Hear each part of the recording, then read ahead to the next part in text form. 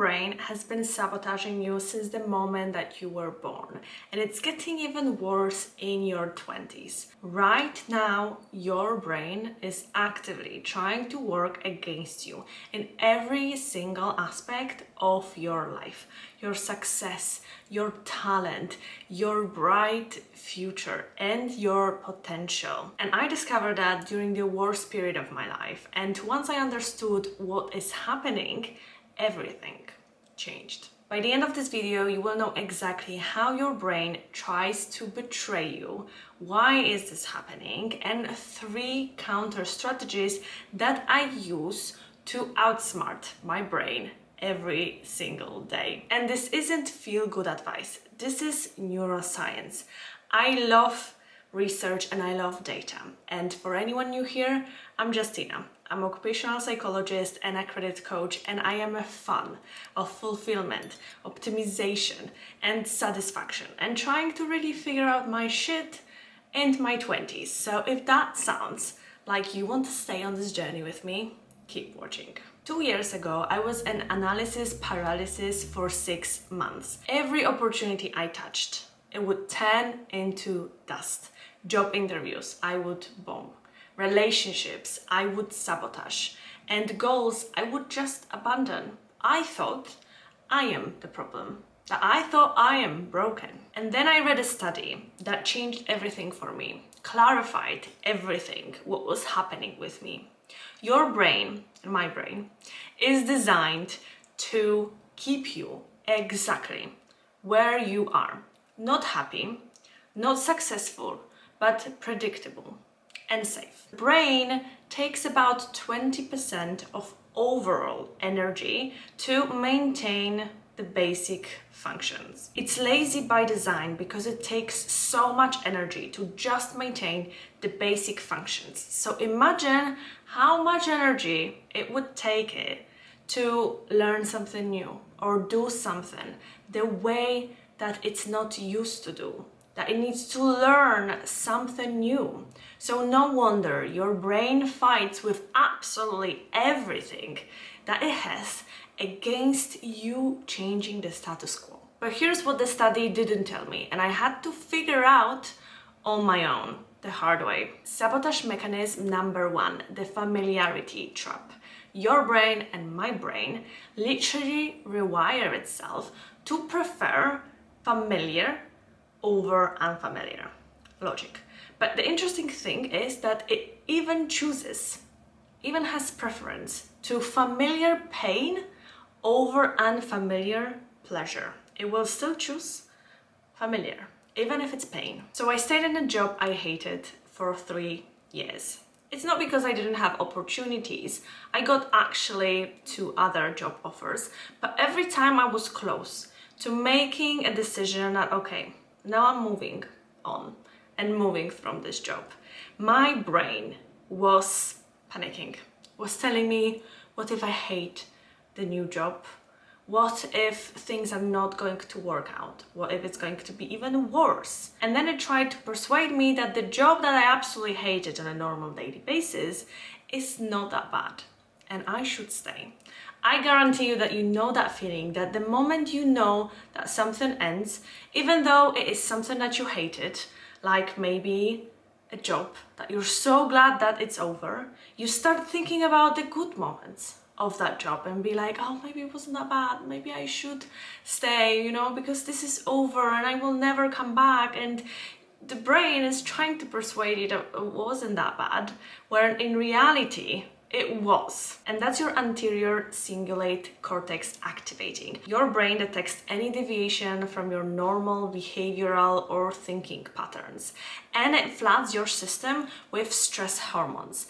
It treats it as a danger. Every new situation, it treats it as a danger, even though it might be exactly what you need to do. But familiarity is just first layer. The second mechanism is even more insidious. The mechanism 2 is the success allergy, which I definitely have. I'm so allergic to success. Your brain has an unconscious limit on how much of success it thinks you deserve.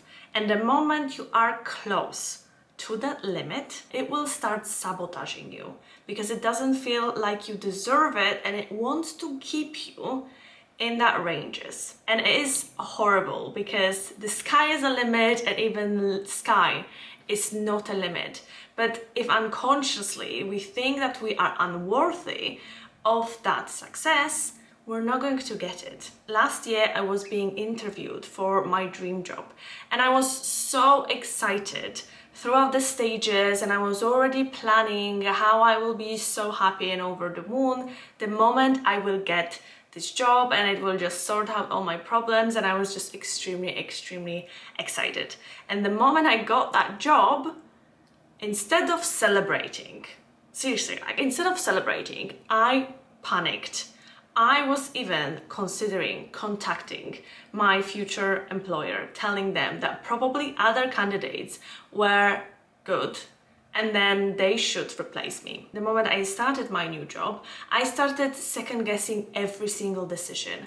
I started thinking that, I shouldn't be here. I don't deserve it. Like, I feel like an imposter and a fraud every single day. I was postponing my tasks because I didn't want to make any major decisions that later on they will be faced with criticism, although everyone was so welcoming and so open that it wouldn't happen, but my brain was convincing me otherwise. And within 2 months, my performance dropped. And it wasn't incompetence, or it wasn't because I was lazy. I was just hitting my unconsciousness ceiling, telling me, no, the success level, it's the one that you deserve. You're not going to go any higher. We're going to prove you how shit you are, so you can go back to your predictable limit that we think that you deserve. This is how I imagine my brain talking to me. My brain literally couldn't compute me having a successful career that I always wanted in an industry that I truly enjoy, and me earning more money than my parents ever did. So it tried to sabotage me to save levels. And this literally happens to everyone. Athletes choke in championships, the writers suddenly get mental blocks after their first bestsellers, because your brain has a thermostat for success. And the moment the success is happening, it will always try to remind you where your place is, and your place is at the set point that it decided that you should be there. But the third mechanism that your brain is trying to use to sabotage you is the most dangerous, because you don't see it coming. The mechanism 3 you can call the pattern prison. Your brain creates neural pathways based on your past experiences, and anything new that you learn or experience tries to force through your old patterns. I thought I was just super introverted or really bad at talking. And definitely I am bad at talking to some extent, and I am introverted to some extent. But the real thing that was holding me back, and sometimes still is that my brain is running those important conversations through the old perspective of me being criticized by my high school teacher or other people when I was younger. And now I feel that, every single time I have a very important or some difficult conversation, the outcome is going to be the same. So automatically I approach every single thing, thinking and assuming that this will happen. However, it happened years ago when I was different, when people I was meeting were different.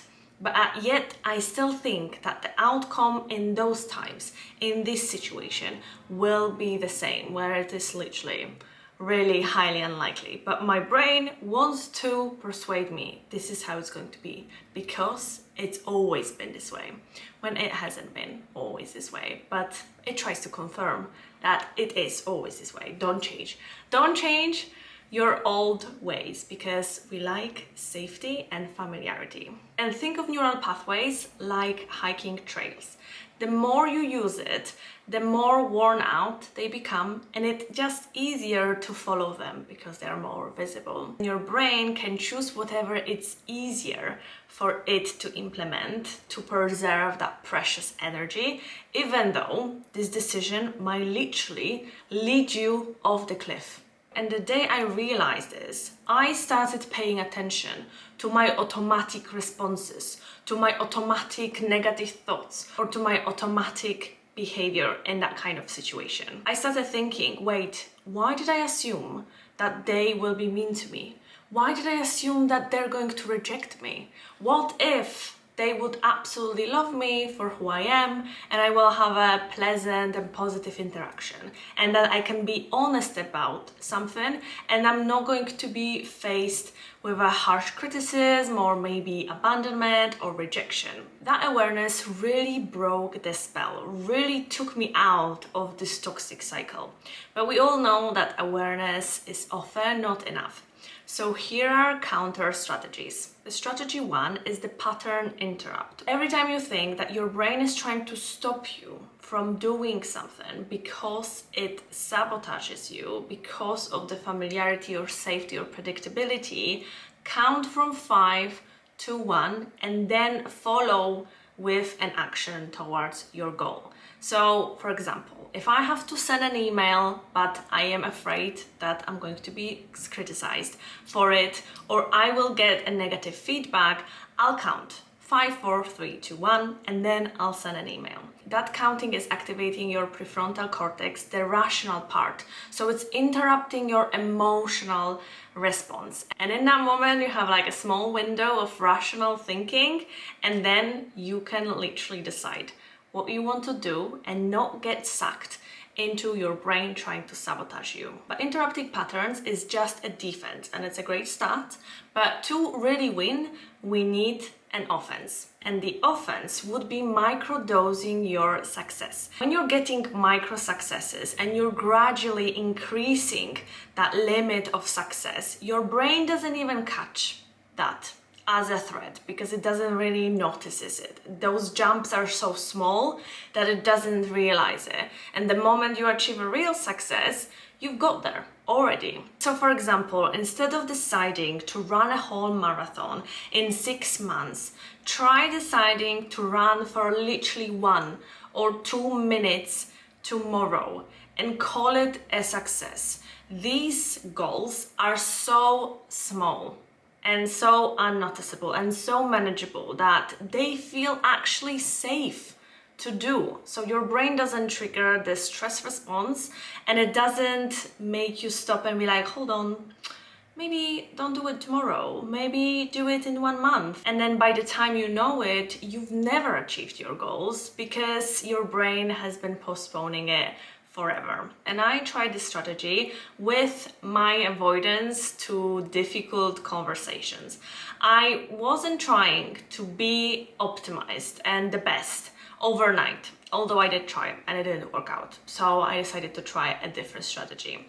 Instead, I decided that each week I'm going to have slightly vulnerable conversation with someone, and that one word, like slightly vulnerable, made it seem not like a threat for my body and my brain. So I actually managed to do that. And the more I was increasing that vulnerability, sooner or later, I really found myself having difficult conversations with people and having different feedbacks, having different outcomes than I was projecting to get based on my past experiences. And thanks to that, I was able to rewrite the story, rewrite the old patterns, because the old patterns couldn't be applied anymore. They were just inaccurate. And the final strategy, I think it's my favorite and the most powerful one, is the future self anchor. Your brain is sabotaging you because it's protecting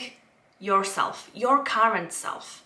But if you start living however your future self would want you to live, and you are really becoming that future self, your brain is becoming your ally because it wants you to be aligned with who you are. So for that, for example, I do a daily reminder of who I want to be in 5 years and in 10 years, and how that person actually is perceived, how's that person showing up. And guess what? That person is doing the difficult conversations with everyone, is a little bit more extroverted, it's doing all uncomfortable things, it's publicly speaking, it's going out there, it's just not postponing things, and it has balls, it's just bold. And me thinking this way, reminding myself every single day, really helps me in the moment when my brain might try to sabotage me. And then I'm thinking to myself, is this thought coming from current me,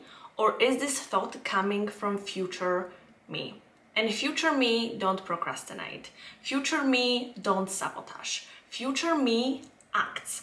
And the moment I notice that this thought is from current me, my current brain trying to sabotage me, I immediately go back to offense. So it is a never-ending story. It's really work in progress, but the more you practice, the easier it comes to you, and it's easier to shut down all those unwanted behavior. And your brain isn't broken, it's just running on an outdated program. And you have to constantly remind your brain to keep on using the update, the upgrade, instead of that old version program. If you like this video and you feel like there is something sabotaging your success, your potential, your talent, or maybe something else, comment down below, because saying it out loud, or at least naming it, it's the beginning of the power, it's the beginning of the awareness, and then you can actually do something about it. And I'll see you